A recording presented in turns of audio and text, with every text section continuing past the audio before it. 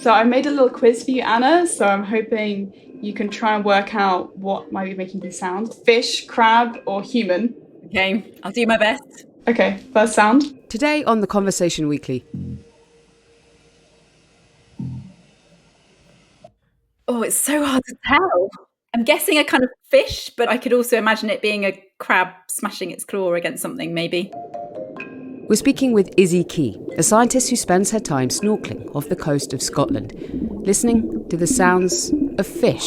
Your instincts were right, it's a fish. That's actually an Atlantic cod. Good start, fish. Here's Izzy quizzing my colleague Anna Turns. Izzy's been collecting these sounds to measure the health of seagrass habitats. Next sound. I'm going to say a mooring buoy. Honestly, it does sound like a mooring buoy, but no, that's actually a shore crab feeding. So that's one of the most common species of crab we have in the UK. When it's feeding, it makes that sound. Besides being quite entertaining to listen to, these gurgles and snaps are the first step towards developing AI tools that can help us better understand the soundscape of the sea and potentially improve the health of underwater habitats. I'm Gemma Ware, and this is The Conversation Weekly, the world explained by experts.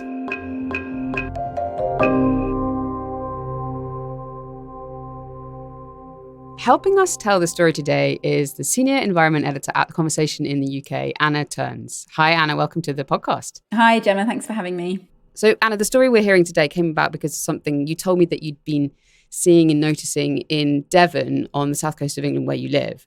What did you notice? So I often swim in the sea, in the sort of shallow coastal waters around Devon. And I really started noticing differences in the seagrass habitats where I swim. So some places are very sandy and some places have got really amazing seagrass 3D habitats growing on the seabed. And I started noticing lots of creatures kind of swimming there. And I was really curious about what was going on in terms of the importance of this seagrass and how in different places it was thriving and in different places it perhaps wasn't so much because boats were anchoring and that sort of thing. So when you swim over the top of this seagrass meadow, what does it feel like? So whenever I swim with my head down. I'm sort of doing front crawl, and I really love the fact that I'm completely immersed in that marine environment, and it sounds really, really different. There's a very different quality when you're underneath the water compared to being on land and being surrounded by air. And I started hearing different, it's really hard to describe, kind of different sort of swishing sounds. Some of it was my breathing, some of it was my movement, but some of it was clinking of mooring chains in the distance or waves moving underneath the water and things like that. And I'm also super conscious of my connection with natural sound as well. So a couple of years ago, I started losing some of my hearing, and I'm just very appreciative of the fact that I can hear natural things. And I think when I'm swimming, because I'm maybe in a more mindful headspace, I really notice the quality of sound and the changes in sound as well. And it also struck me that marine creatures use sound as a form of communication. So I was just really interested in this idea of acoustic pollution, like how things are different in seagrass, and the sort of diversity of sound, I suppose, underwater. So in your job at The Conversation, you've got a great opportunity to go out and find researchers who might be able to answer these questions you had as you were swimming along. How did you find Isabel Key in her research? It was quite serendipitous, actually. So I've had this kind of thought process for quite a while because I swim regularly. It's always at the back of my mind. And I came across Izzy's work on Twitter, actually. And when I saw it, I was immediately really fascinated. She is a researcher studying seagrass habitats. She's working on her PhD at the moment at the University of Edinburgh in Scotland as a marine ecologist. And as part of her PhD work, she's heading out into seagrass meadows off the coast of Scotland and listening to the sounds of wildlife and the sounds of those habitats and trying to distinguish what some of those sounds were. So I was just really intrigued by her research and wanted to connect with her and find out more. And you did for this episode, so we're going to hear that conversation now. Yes, and I started out by asking her, why study seagrass? I mean, I'm not one of those people who just fell in love with seagrass at first sight when they were 5, but seagrass really caught my attention because it's one of those marine ecosystems which is one of the major ones in the ocean, but hardly anyone has really heard about it. But it's really declined in the UK. So we've lost at least 40% of our seagrass cover, possibly up to 90% of historical levels. With that, it's going to have a huge impact on the creatures that live in it, and that's going to have ricochet effects right up the food chain. So I think for me, I really care about marine life as a whole, and I see protecting and restoring seagrass as one really key part of restoring marine life. So before we go any further, what actually is seagrass? Seagrass is a marine plant. It's different to seaweed, which I think can be a bit confusing. Seaweed is actually a type of algae, whereas seagrass is related to land plants. It forms meadows just like we get meadows on land. So it's got flowers, it's got seeds and pollen, and it has roots that grow underground. Izzy's ongoing research, which is still unpublished, looks at how seagrass meadows sound different depending on the biodiversity of species that live there. A really healthy seagrass meadow is going to be home to lots of creatures. So fish, crabs and other animals, and lots of those animals will be making sound, either accidentally as they're just walking around or deliberately because they want to communicate with each other. So we'd expect that if we hear more different types of sound, and that might mean there are more animals in the seagrass and potentially a more biodiverse and healthy seagrass meadow. So Izzy set out to start recording coastal seagrass habitats along the west coast of Scotland. The Scottish coast is beautiful. You have quite jagged rocks, and often you have white sand, turquoise water if it's a really sunny day, so it can look really stunning. Generally, I'm snorkeling, so I'll snorkel around and dive down to do things on the seabed, and then I usually have a friend or a colleague with me on a paddleboard or in a kayak, and they do the navigating and some carrying of equipment and stuff. The water is quite chilly. It's about 12 to 15 degrees C in the summer, but I have a really thick wetsuit. It's definitely quite intense. You really have to limit how much time you're in the water. And I always have someone helping me in the field. This is a massive team effort. Izzy and the team she works with are among the first ecologists to do this sort of audio research in a seagrass habitat, partly because the technology they use for recording was so expensive even just a few years ago. I take these diddy little microphones called audio moths, which are actually designed to listen to bats on land, but they've been recently developed to have underwater cases. And this has really revolutionized underwater sound science because it's really nice and cheap. So you used to have to spend thousands and thousands of pounds on buying hydrophones. And now you can just get a cheap little recorder, which has really opened up this field to lots of people. These microphones are so small, they can fit in the palm of your hand. And Izzy and her team use them to monitor the sound in 3 different seagrass meadows, which are anywhere between 1 to 7 metres deep. So at the moment, you're studying seagrass meadows in Scotland in the UK. It's summertime in the Northern Hemisphere here right now. What is the seagrass doing at the moment? So now is a really busy time in seagrass land. It's warm, so there'll be sea snails feeding on algae, there'll be juvenile fish feeding on zooplankton, crabs might be out defending their territories and having a fight, and there'll be birds and seals which are hunting for fish and crabs to feed their own young. So a really bustling time of year. And of course the seagrass will be flowering, and there'll be pollen moving around either through the water column, or invertebrates might move it around in some cases. And what sort of things do you hear? So we hear fish, so they make kind of grunting noises or burping or purring noises, which are quite low pitched. They use about the same vocal range of a human speaking, or like more around a man's tone of voice. And then I heard a lot of sounds which I think are due to crabs. It's really hard to say everything for sure, but they make a more kind of metallic-y sort of zzz kind of sound. And then occasionally you've got a dolphin coming through. And then you also have wave sounds or just like general water movement. Occasionally you might have a boat or some like chinking of chains from the buoys. On top of these human-made noises, Izzy also discovered an unexpected source of sound, the seagrass itself. I got this sound which I wasn't really expecting, or wasn't expecting it to be so loud. So I got lots of popping noises, which I think is due to photosynthesis. And they were becoming louder during the day. So as the sun is out and it's warmer, plants are photosynthesizing more, and I was getting much more of this popping sound. And that was actually surprisingly loud. It is known that plants underwater, so seagrass and algae, make bubbles. So as they photosynthesize, bits of oxygen collect on their surface, and as that moves off the surface, that makes a popping sound. But it can be quite difficult because that popping sound can mask the fish sounds you're trying to hear, which are actually quite quiet. So it can be easier to study the fish sounds at night because there isn't as much photosynthesis getting in the way. It seems that this sound doesn't bother the marine life, and in fact this may be part of the attraction for them. Izzy explains that the seagrass shields its inhabitants from predators. So seagrass actually absorbs sound energy as it hits it. And it's been shown that that can protect fish from dolphins that use echolocation to navigate towards their prey.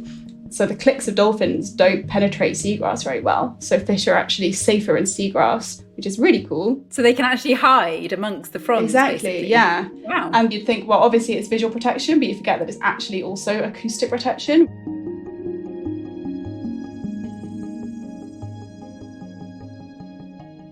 So far, Izzy has managed to identify 14 different types of animals in the seagrass habitats off the coast of Scotland, not including dolphins, which can be occasionally heard, but only from a distance.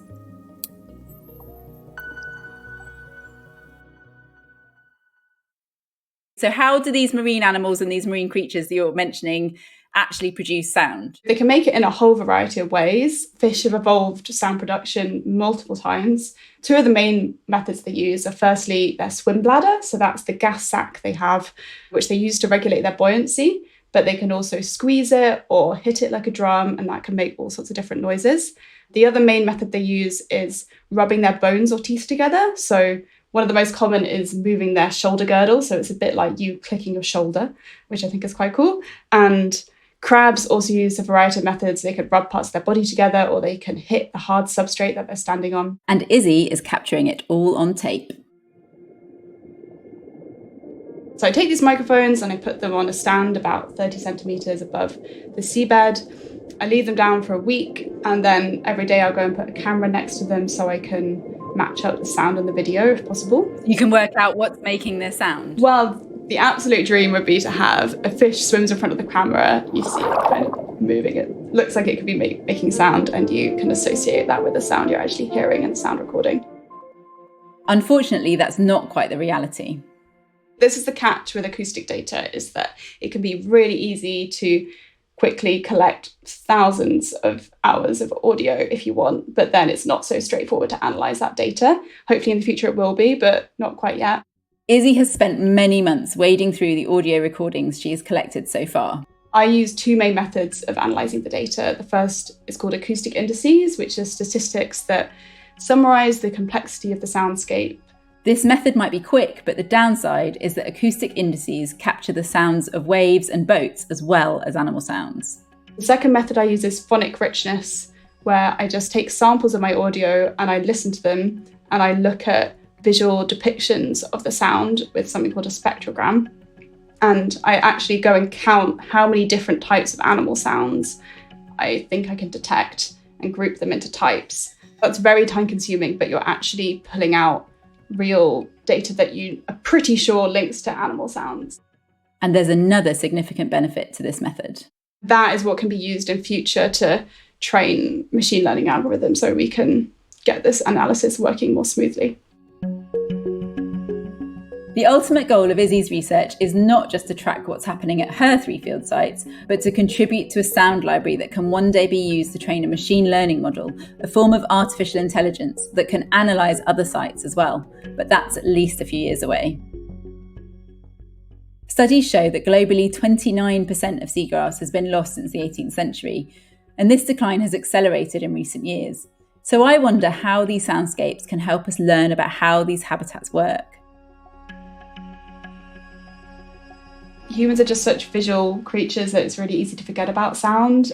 We all know that birds sing and frogs croak and bees buzz and things. That's kind of natural to us. But I think it's very much not in people's minds that fish and crabs and shrimp make noises and need sound to survive and communicate.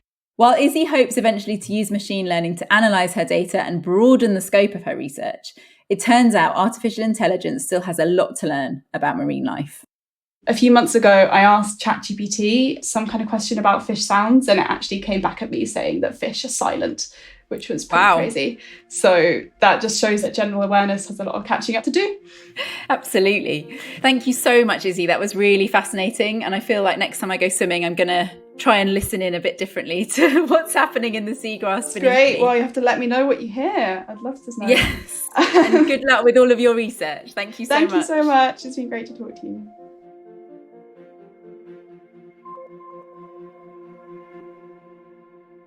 This is such a fun story, Anna, and what a great conversation you've had with Izzy. It sounds like this is something big in the way we understand the sea and the marine environment as well.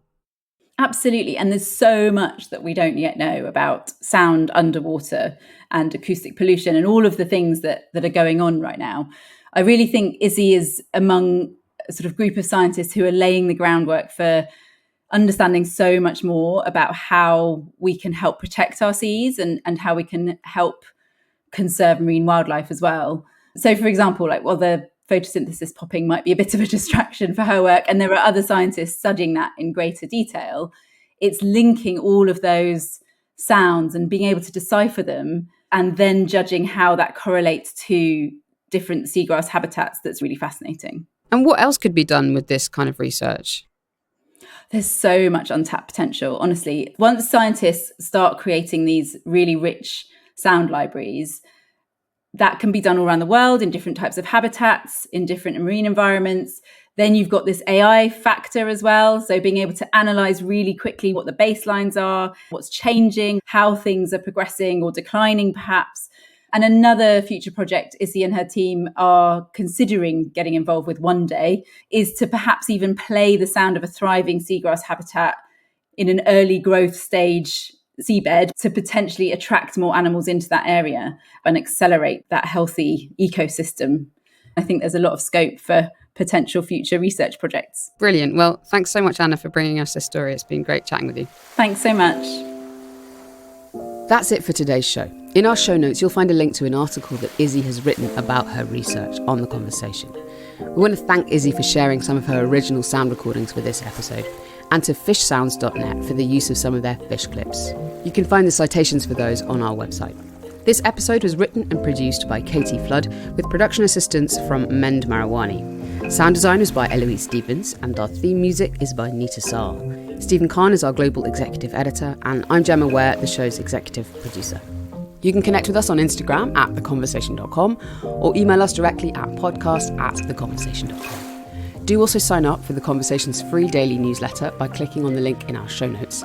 If you like what we do, please support our podcast and The Conversation more broadly by going to donate.theconversation.com, and please rate and review the show wherever you listen. It really helps us reach a wider audience and spread academic knowledge that little bit further. Thanks very much for listening.